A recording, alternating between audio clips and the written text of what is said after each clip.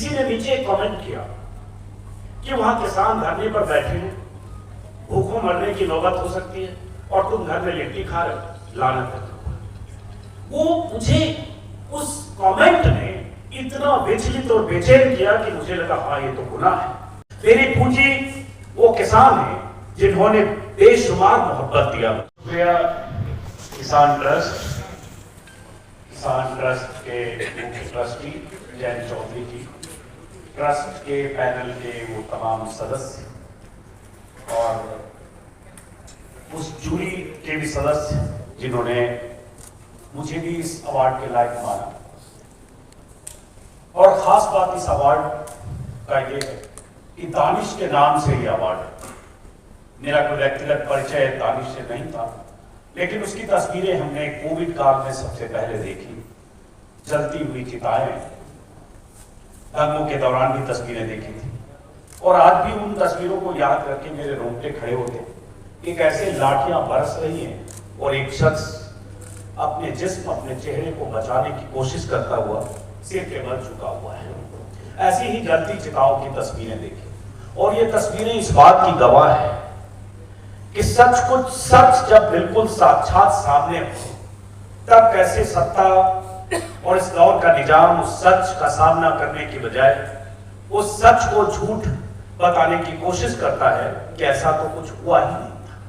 लेकिन वही होता है कि आप टेक्स्ट में कुछ लिखते हैं तो उसे झुठलाया जा सकता है, लेकिन जब आप तस्वीरों के जरिए, कैमरे के जरिए कुछ बात करते हैं तो वो सबूत बनकर सीधे साक्षात सामने खड़ा होता है।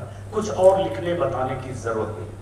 बहुत सारे लोग प्रेस फ्रीडम के बारे में, प्रेस की आजादी के बारे में केसी सिंह साहब ने, इरफान हबीब साहब ने, जज साहब ने, सबने कहा, इसलिए उन बातों को दोहराना नहीं चाहूंगा।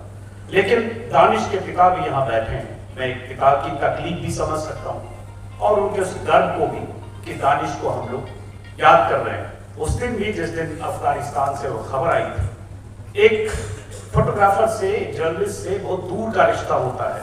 कोई जरूरी नहीं कि उसे आप जाने पहचाने, जैसे इनमें से हॉल में से ज्यादातर लोग मुझे नहीं जानते होंगे, मैं शायद 2-4 लोगों के अलावा किसी से मिला नहीं। वैसे दानिश को हम लोग जानते थे उसके काम से, उनकी तस्वीरों से। और आज गर्व मुझे है कि ये दानिश सिद्दीकी के नाम से अवार्ड है। और बहुत अच्छी बात यह है जिसका जिक्र इरफान हबीब साहब ने भी किया, और जब जैन जी ने भी मुझे कॉल किया था कि आपका नाम जैन हुआ है और इरफान हबीब साहब, तो मैंने पलट के एक ही बात कही थी, शायद दोनों को याद होगा, कि इस दौर में बहुत जोखिम का काम है कि आप दानिश के नाम से अवार्ड दे रहे हैं जब लोग नाम लेना भी जरूरी नहीं समझते। विपक्ष के लोग बिल्किस वालों के नाम पर ताला लग जाता है जब उसके साथ नाइंसाफी हुई और हत्यारे, कातिल, दरिंदे, वहशी, बलात्कारी बाहर आते हैं। ऐसी लंबी लिस्ट है जब नाइंसाफियों पर लोग चुप्पी साध लेते हैं, कुछ बोलना कबूल नहीं करते हैं। यहाँ तक कि जो पार्टी चुनाव लड़ने गुजरात जाती है, उस पार्टी के नुमाइंदे से जब पूछा जाता है कि आप सॉफ्ट हिंदुत्व की तरफ जा रहे हैं, बिल्किस पर चुप करते हैं, तो स्कूल और अस्पताल की बात करते हैं। तो इससे आप अंदाजा लगा सकते हैं कि दौर क्या है, कि जो सब कुछ सामने देख रहा है उस पर भी बोलने से आप परहेज करते हैं। तो हमारी क्या बिसात अगर हम एक पत्रकार हैं, और मैं तो यूट्यूब पर हूं, तो मैं मानता हूं कि सिंगल यूनिट हूं। मेरे साथ 2-3 युवा साथी हैं, सबकी औसतन उम्र 19 से 22 साल है। उनसे मुझे ऊर्जा मिलती है। तीनों की उम्र जोड़ दूं तो 5 ही 7 साल का फर्क है, इतना फासला है। लेकिन जब हम जैसे लोग क्या अकेले कर सकते हैं, जब सत्ता प्रतिष्ठान के सामने इस दौर में जो स्थितियां बनी है उसमें बड़े बड़े लोग बोलने से कतराते हैं और चुप रहते हैं। बात किसान की, क्योंकि किसान ट्रस्ट ने मुझे इस लायक माना। किसानों से मेरा रिश्ता इस किसान आंदोलन के दौरान बना, और मैं आज कहूं कि 25-27 साल दिल्ली के अलग अलग चैनलों में, देश के चैनल में रहते हुए, मैनेजिंग एडिटर रहते हुए, विशाल न्यूज रूम को लीड करते हुए वो दौर देखा। लेकिन मेरी जिंदगी का हासिल वो 13 महीने, जो 13 महीने मैंने दिल्ली की सीमाओं पर गुजारे, चाहे वो टिकरी बॉर्डर, चाहे सिंधु बॉर्डर, चाहे गाजीपुर बॉर्डर, चाहे पश्चिमी यूपी, हरियाणा या किसी इलाके का कोई गांव, जहां किसान अपने आंदोलन के अंजाम के लिए आगाज के बाद से लगातार चिंतित और परेशान थे। मेरी पूंजी वो किसान है जिन्होंने बेशुमार मोहब्बत दिया मुझे। छोटी सी 2-3 कहानी सुनाकर बात खत्म करूंगा, क्योंकि पत्रकारिता और बाकी चीजों पर बहुत लोग जो कह चुके हैं 100% मैं उससे सहमत हूं। 3-4 छोटी कहानियां, और इससे समझिए कि हम बहुत आम बात कही रूपरेखा वर्मा ने कि हम सब लोग कोई बड़ा काम नहीं कर रहे। फर्क यह है कि आज इस काम को बड़ा माना जा रहा है, जो दरअसल किसी भी नागरिक का, किसी पत्रकार का, किसी एक्टिविस्ट का दायित्व है, न्यूनतम दायित्व में भी मैं न्यूनतम का इस्तेमाल कर रहा हूं। विरोध, प्रतिरोध और गलत को गलत करना, न्यूनतम। हम लोग कॉलेज के दिनों से ये जानते समझते रहे कि ये हमारा दायित्व है, और ये दायित्व, ये अधिकार हमें संविधान ने दिया। फ्रीडम ऑफ प्रेस कहें या अभिव्यक्ति की आजादी। 4 छोटी कहानियां जिसने मुझे जिंदगी में इतनी ताकत दी कि हजारों लोग भी अगर गालियां देते हैं और कहीं भीड़ में भी घिर जाऊं तो मैं याद करता हूं कि लोग इतने मोहब्बत करते हैं, शायद उनकी दुआओं में कोई असर होगा, इस भीड़ से भी मैं बच कर आऊंगा। पर ऐसी भीड़ में मैं घिरा। करनाल में मैं चुनाव के, माफ करें, किसान आंदोलन के दौरान शूट कर रहा था। कोई महापंचायत थी, किसान हताश भी हो रहे थे कई बार। हौसला बहुत था कि हम बिना लड़े जाएंगे नहीं, बिना जीते जाएंगे नहीं, बिना कृषि कानून को वापस लिए जाएंगे नहीं। लेकिन एक भीतर से चिंता भी होती है कि कब तक बैठेंगे। मैं जगह जगह घूमकर उनकी जन पंचायतों में जाता था। करनाल में मैं कुछ शूट कर रहा था, सारे किसान नेता वहां थे, जो भी किसान मोर्चे के नेता थे। और एक अनाज मंडी में बहुत बड़ी भीड़ थी, 10,000 8,000 किसान थे। एक अच्छी चीज ये हुई मेरी जिंदगी की पूंजी कि जहां भी गया इतनी मोहब्बत, इतने लोग पहचानते हैं कि लगता है कि मैं, बुद्धिस्ट कहते हैं रीइंकार्नेशन, पुनर्जन्म। तो मैं मानता हूं कि मेरा पुनर्जन्म हो गया 2020 के आखिरी महीने। 26 नवंबर को किसान दिल्ली की तरफ आए थे। 30 नवंबर वो तारीख थी जब गाजीपुर बॉर्डर पर किसानों की मोर्चेबंदी मजबूत हुई थी। 28 नवंबर वो तारीख थी जब वीडियो तो मैं देख रहा था कि किसान दिल्ली की तरफ चल पड़े। टीयर गैस, वाटर कैनन, लाठी, डंडे, सब कुछ का सामना करते हुए वो तस्वीरें सोशल मीडिया पर देख रहा था। लेकिन भीतर एक झिझक थी कि मैं इसको कवर कैसे करूंगा, कहां जाऊंगा, कैसे करूंगा। चैनल में होते हैं तो आपके पास बहुत संसाधन होते हैं, और एडिटर होते हैं तब तो संसाधनों की जमात आगे जाती है, आप पीछे से आते हैं गाजे बाजे के साथ। 4 OP, 14 रिपोर्टर और 4 गेस्ट कलेक्शन। लेकिन जब आप वन मैन होते हैं तो बहुत तरह के संकोच होते हैं। तो हुआ ये कि 5-7 मिनट टाइम तो होगा। हुआ ये कि 26 नवंबर को एक वीडियो डाला मैंने। मेरे घर में कुछ दोस्त आए हुए थे, 26 से 27 को तारीख थी, और कुछ खाना वाना हमने बनाया। वो वीडियो मैंने ऐसे ही डाला, कुछ लिट्टी वगैरह कुछ बनाया, ऐसे डाला फन में। किसी ने नीचे एक कमेंट किया कि वहां किसान धरने पर बैठे हैं, भूखों मरने की नौबत हो सकती है, और तुम घर में लिट्टी खा रहे हो, लानत है। वो मुझे उस कमेंट ने इतना विचलित और बेचैन किया कि मुझे लगा हाँ ये तो गुनाह है।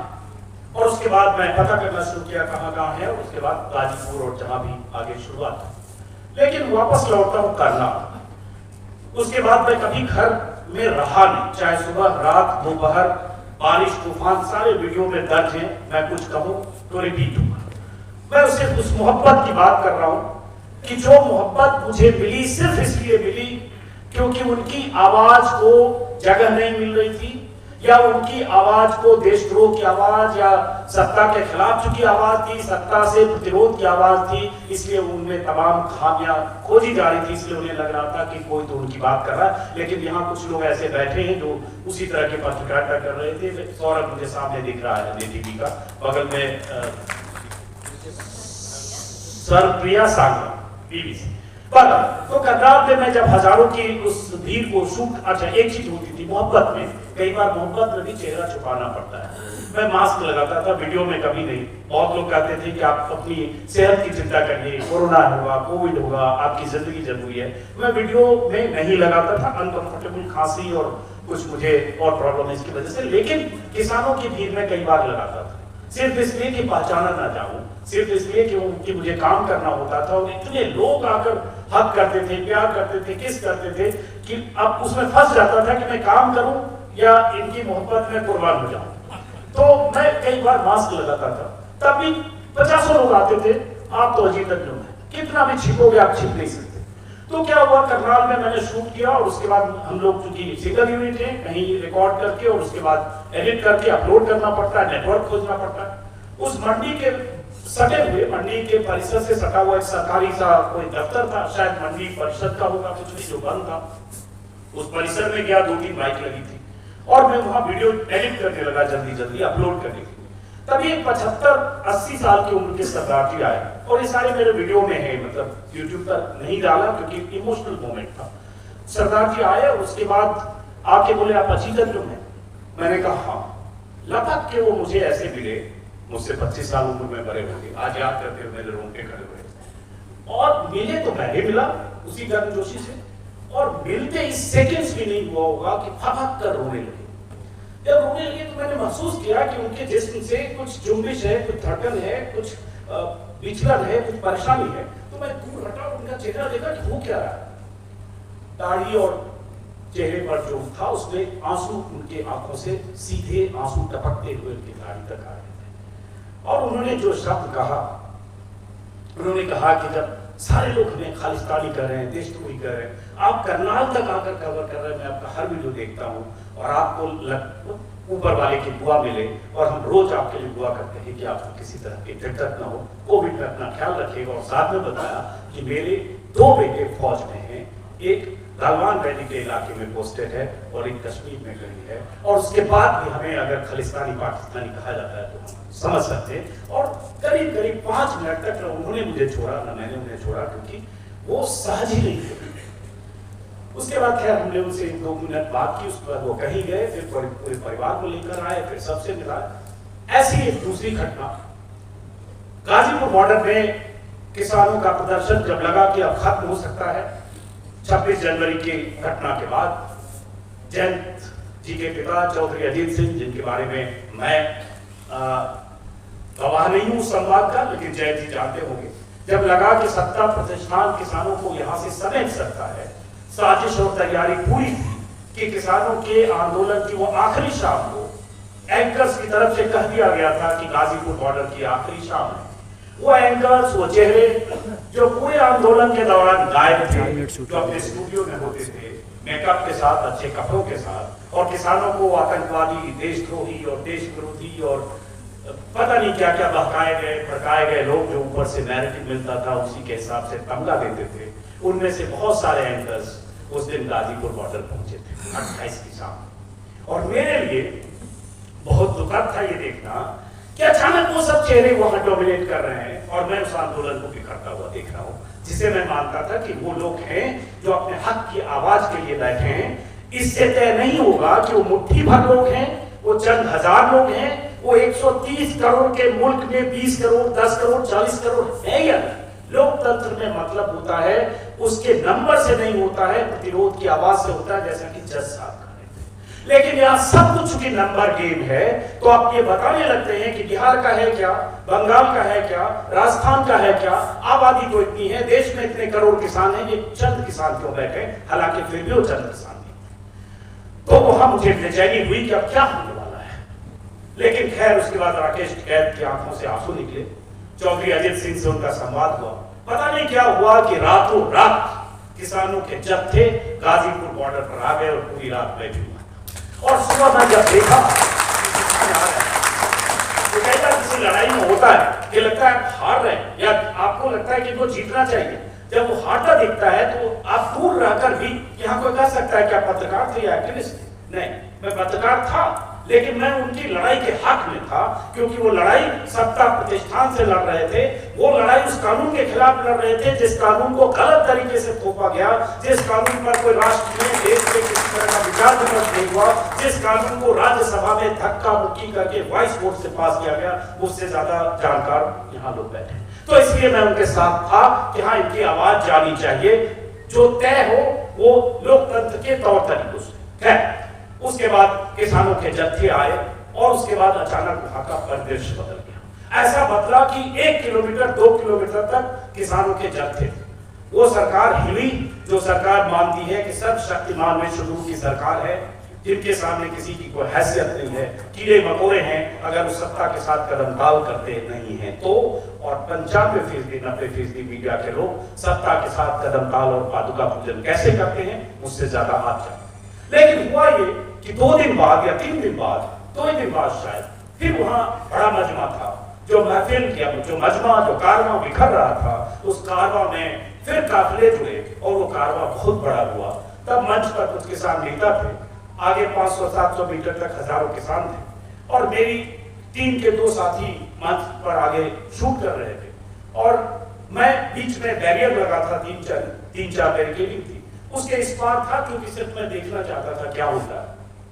तभी मुझे लगा कि मंच पर कुछ हलचल हो रही है, तो मैं सुनने के लिए मैं जाने की कोशिश किया, कैसे करूं, भीड़ बहुत है।